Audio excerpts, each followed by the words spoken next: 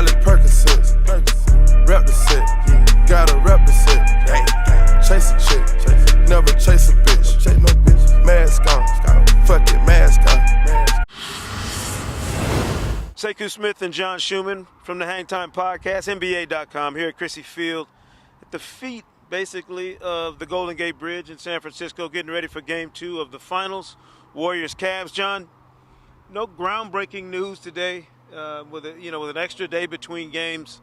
Cavaliers still talking about how much they can play better. The Warriors, though, feeling the same way, and also Steve Kerr's name comes up as a possibility of when he might return to the bench.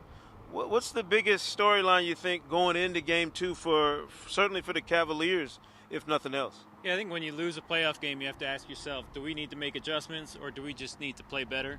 I think the Cavs are thinking we just need to play better.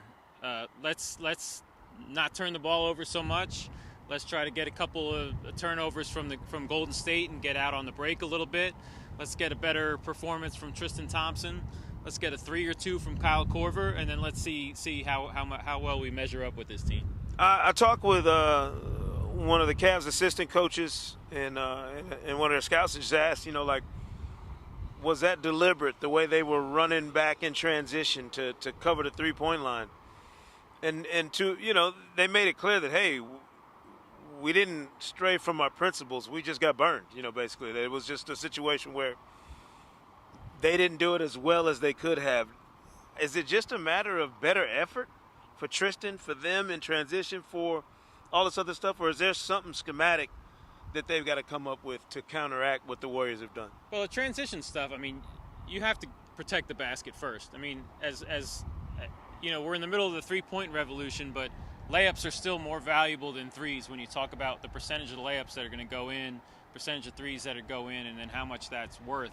So the first thing you got to do is protect the basket, even with the way teams shoot threes these days. So that has to be priority number one. And yeah, I think with the Thompson issue, I think you do need better effort from him. He's got to become a force, both on the offensive glass and defensively in defending pick and rolls. He was a huge factor for them in last year's series. He had the best plus-minus in last year's finals.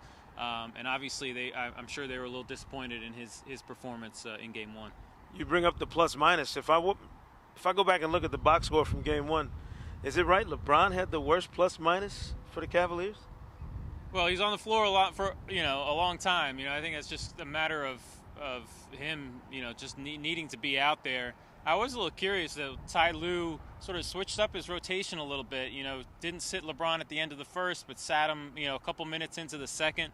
I think it's kind of fascinating how Cleveland sort of changes up their rotation a lot. We saw no Channing Frye in Game 1. Maybe that becomes an adjustment.